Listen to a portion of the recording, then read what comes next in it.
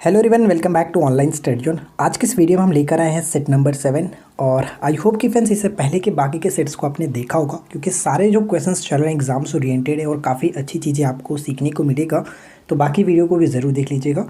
आज की इस वीडियो में हम लोगों ने क्वेश्चंस को 30 रखा है। कुछ प्रॉब्लम हो गई थी जिस वजह से, लेकिन क्वेश्चंस काफ़ी अच्छे लेवल के, एंड तक बने रहिए।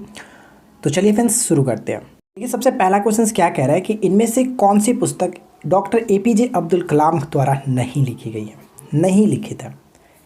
ऑप्शन हम सी पे ध्यान देंगे। माई कंट्री माई लाइफ ये पुस्तक लिखी गई थी लाल कृष्ण आडवाणी जी के द्वारा, जो कि ये पुस्तक 2008 में रिलीज हुआ था। ये आपको याद रखना। और ये प्रश्न बहुत बार पूछा भी गया है कि माई कंट्री माई लाइफ पुस्तक की लेखक कौन है?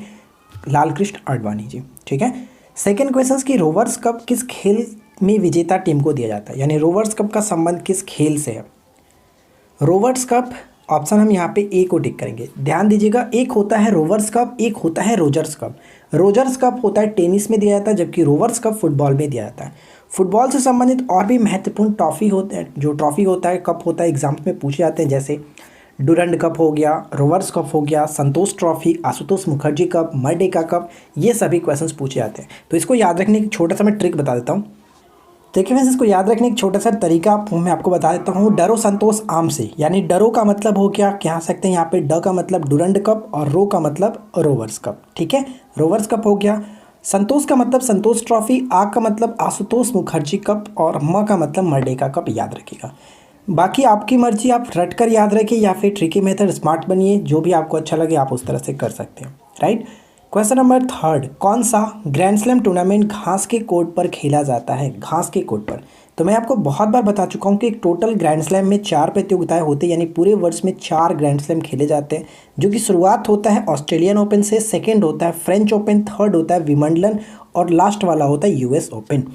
जिसमें घास पे खेला जाता है वो होता है आपका विंबलडन। तीसरा प्रतियोगिता घास पे खेला जाता है, यानी ऑप्शन हम यहाँ पे सी को टिक करेंगे। ठीक है, इसे याद रखना है। फर्स्ट और लास्ट जो होता है वो हार्ड कोर्ट पे खेला जाता है, जबकि ये आपका मिट्टी पे खेला जाता है। चलिए आगे बढ़ते हैं। क्वेश्चन नंबर 4, निम्न युग्मों में कौन सुमेल जो कि असत्य है, कौन गलत तरीके से मैच किया गया? देखिए यहाँ पे अगर हम देखें कौन मिलान गलत किया गया, तो मधुमक्खी पालन को एपीकल्चर कहते हैं, बागवानी हॉर्टिकल्चर होना चाहिए था, लेकिन ये आपका दोनों गलत है। पीसीकल्चर मत्स्य पालन सही है, विटीकल्चर अंगूर की खेती। यहाँ पे गलत हमें बताना था, तो फर्स्ट और सेकंड जो कि दोनों गलत है, ऑप्शन सी करेक्ट होगा। क्वेश्चन नंबर 5 कह रहा है कि निम्न में से नोबेल पुरस्कार पाने वाला पहला भारतीय कौन था? नोबेल पुरस्कार पाने वाले पहले भारतीय कौन थे? या फिर इस प्रश्न को हम घुमा करके कह सकते हैं पहले एशियाई कौन बने? तो पहले एशियाई बने थे रविन्द्रनाथ टैगोर जी। 1913 में इनको दिया गया था इनकी पुस्तक गीतांजलि के लिए, गीतांजलि के लिए इनको ये पुरस्कार दिया गया था 1913 में। ठीक है। सीवी रमन जी को भी पुरस्कार मिला था, नोबेल पुरस्कार, जो कि 1930 ईस्वी में, ये भी याद रहेगा। इनकी किस खोज के लिए? तो रमन इफेक्ट के लिए, रमन इफेक्ट के लिए। और प्रत्येक वर्ष 28 फरवरी को विज्ञान दिवस के रूप में भी मनाया जाता है इनकी जयंती को, ये आपको याद रखना। ठीक है। अगर हम यहाँ पे मदर टेरेसा जी की बात करें तो मदर टेरेसा जी को भी मिला था नोबेल पुरस्कार। कब मिला था? 1979 में नोबेल पुरस्कार मिला था शांति के क्षेत्र में, ये याद रखना है, शांति के क्षेत्र में। और 1980 में इनको भारत रत्न भी दिया गया था, 1980 में भारत रत्न से भी नवाजा गया। ठीक है।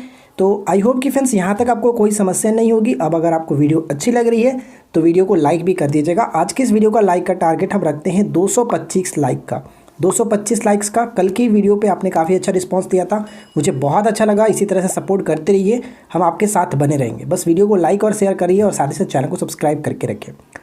चलिए नेक्स्ट क्वेश्चन क्या है? ऑरेंज क्रांति निम्नलिखित में से किस देश से संबंध रखता है? ऑरेंज क्रांति का संबंध किस देश से?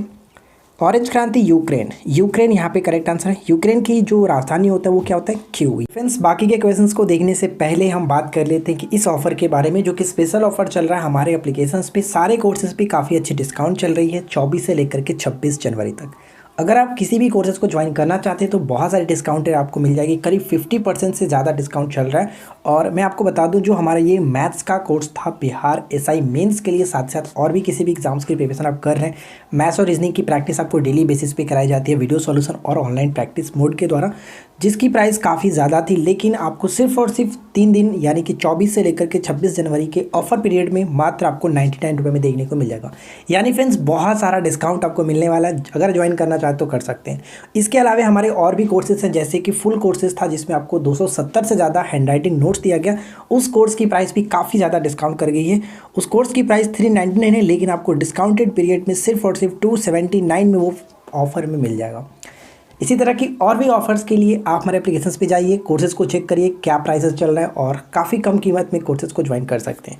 ज्वाइन करने के लिए हमारे इस वीडियो के नीचे डिस्क्रिप्शन में एप्लीकेशंस की लिंक दी गई है, एप्लीकेशंस को डाउनलोड कर लीजिए।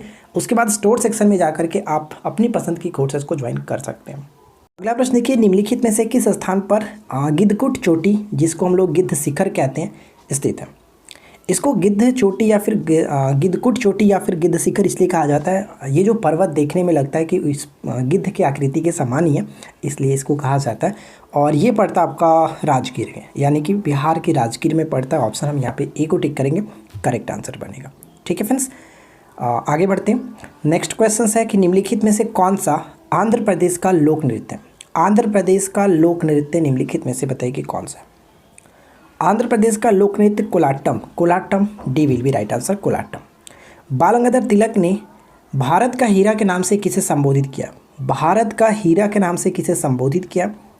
इस प्रश्न का राइट आंसर बनेगा option C, Gopal Krishna Gokhale. C will be right answer, Gopal Krishna Gokhale. ठीक है, ध्यान रखिएगा, जब उन्होंने अंतिम सांस लिया था, यानी कि गोपाल कृष्ण गोखले 19 फरवरी 1915 को इनकी आखिरी सांस इन्होंने लिया था। इनके निधन पर बाल गंगाधर तिलक ने कहा था कि भारत का यह हीरा, महाराष्ट्र का यह गहना और श्रमिकों का यह राजकुमार आज अनंत विश्राम ले रहा है। तो यहाँ पे इनके लिए ये वर्ड यूज़ किया गया था, भारत का हीरा। ठीक है, चलिए अगला क्वेश्चन नंबर 10 है कि मांडू महोत्सव का संबंध किस राज्य से है?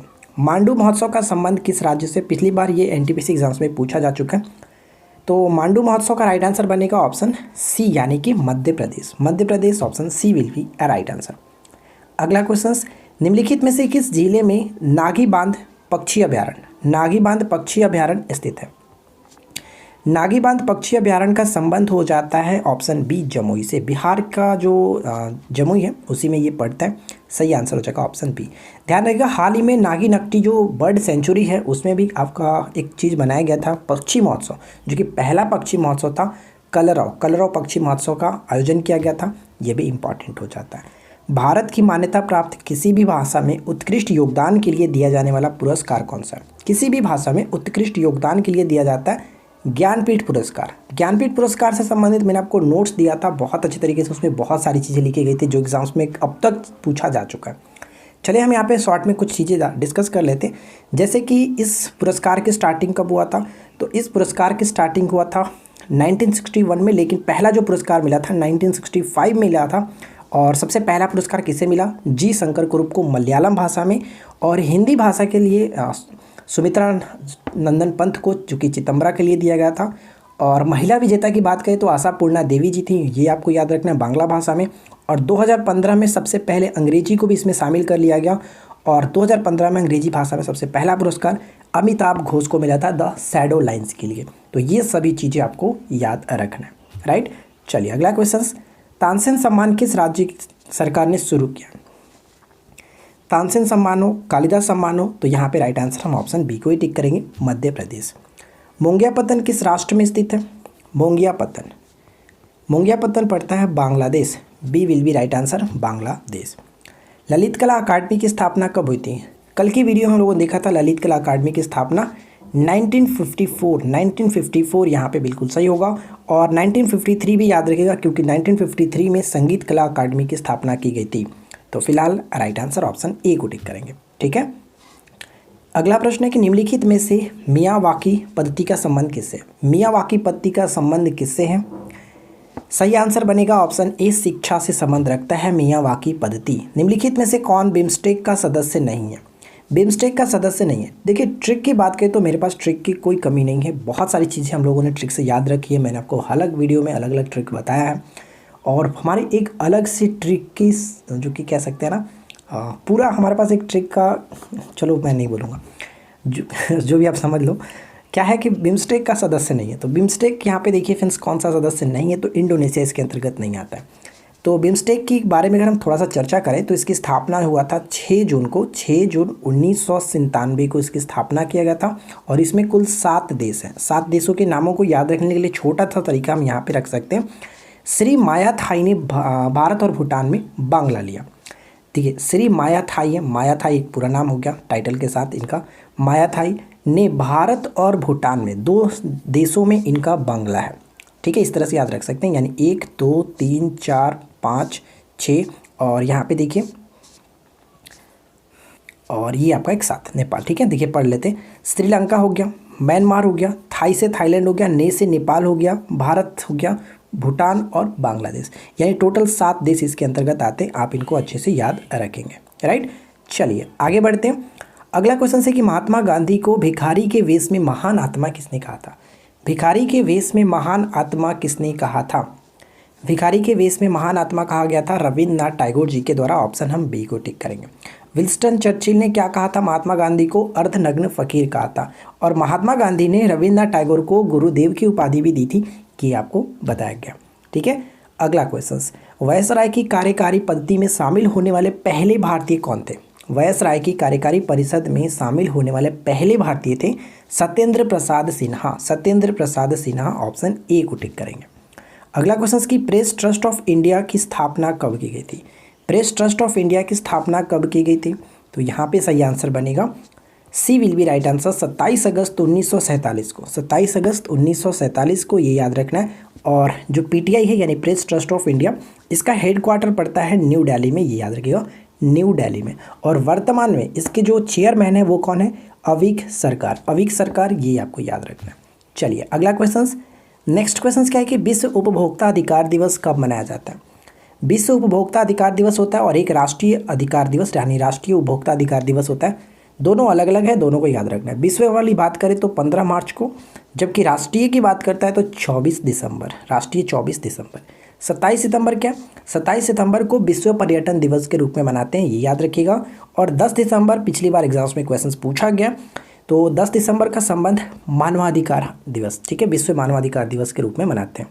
तो ये सभी पॉइंट्स याद रखना है। अच्छा, यहाँ पे हम लोगों ने देखा 27 सितंबर विश्व पर्यटन दिवस, तो राष्ट्रीय पर्यटन दिवस कब होता है? राष्ट्रीय पर्यटन दिवस 25 जनवरी को, जो कि कल होगा। ठीक है, 25 जनवरी को होता है। और 25 जनवरी के दिन 2 दिवस मनाता है, एक तो आपका राष्ट्रीय पर्यटन दिवस हो गया और एक हफ्ता राष्ट्रीय मतदाता दिवस के रूप में ही मनाते हैं। तो ये दोनों को भी याद रखना है। क्वेश्चन नंबर 22, मुर्दुमलाई राष्ट्रीय पार्क कहाँ स्थित है? बताइए, मुर्दुमलाई राष्ट्रीय पार्क कहाँ स्थित है? तो ये पड़ता है Tamil Nadu, option B Tamil Nadu. K2 जिसको गॉडविन ऑस्टिन के नाम से भी जानते हैं, दुनिया की दूसरी सबसे ऊंची चोटी है। K2 का ऊंचाई कितनी है? K2 की ऊंचाई कितनी है? 8611 metre, 8611 metre, option B. Buxa tiger reserve कहाँ स्थित है? बुक्सा, बुक्सा टाइगर रिजर्व का संबंध हो जाता है ऑप्शन डी से, यानी पश्चिम बंगाल, ऑप्शन डी पश्चिम बंगाल।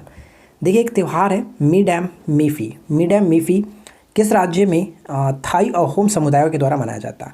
थाई अहोम, अहोम यानी कि अहोम का मतलब असम। ठीक है, ऑप्शन ए को टिक करके आगे बढ़ सकते हैं। क्वेश्चन नंबर 26, मुडसे निम्नलिखित में से किस भारतीय राज्य का पारंपरिक नृत्य है? मुडसे, मुडसे का संबंध किस भारतीय राज्य के पारंपरिक नृत्य से होता है? तो यहाँ पे हम किसे टिक करेंगे? मुडसे का संबंध नागालैंड। नागालैंड की सबसे ऊंची चोटी का नाम क्या है? किसी को पता है तो जल्दी से कमेंट कर दीजिए, अदरवाइज हम नेक्स्ट क्वेश्चंस में आपको बता देते हैं। वीडियो को रुक करके कमेंट कर दीजिए। देखिए यहाँ पे नेक्स्ट क्वेश्चन क्या कह रहा है कि हरित क्रांति निम्नलिखित में से किस राष्ट्र में पहले शुरू हुई थी? किस राष्ट्र में हरित क्रांति सबसे पहले शुरू हुई थी? Mexico, Mexico, option B. हरित क्रांति के जनक किसे माना जाता है? आप जल्दी से कमेंट करके बताइए, हरित क्रांति के जनक किसे माना जाता है? 2-3 क्वेश्चन ही आपसे पूछता हूँ, आप लोग उस पर भी कमेंट नहीं करते हो यार, पता नहीं आप लोगों को चाहिए क्या। ऊपर का जो क्वेश्चन मैंने पूछा था, नागालैंड की सबसे ऊंची चोटी सारामती होता है, ये याद रखिएगा। और इसका राइट आंसर जल्दी से कमेंट करके बताइए कि हरित क्रांति के जनक किसे माना जाता है। मैं भारत में नहीं पूछ रहा हूँ, पूरे वर्ल्ड में। ठीक है, ऐतिहासिक फवारा जो है गुलजार हौज, गुलजार हौज निम्नलिखित में से किस भारतीय शहर में स्थित है? गुलजार हौज का संबंध हो जाता है किस भारतीय शहर से? Hyderabad, C will be right answer, Hyderabad. राष्ट्रीय पोषण संस्थान हैदराबाद में है, राष्ट्रीय ग्रामीण संस्थान हैदराबाद, ये सभी आपको याद रखना है। नेक्स्ट वन की great man made river, great man made river किस देश में स्थित है? ग्रेट मैन मेड रिवर का संबंध क्या हो जाएगा? देखिए ग्रेट मैन मिड रिवर का संबंध जो होता है वो एक प्रकार का पाइपों का एक नेटवर्क है, पाइपों का एक नेटवर्क है जो कि ताज़े पानी को आपूर्ति करता है, ताज़े पानी की आपूर्ति करता है।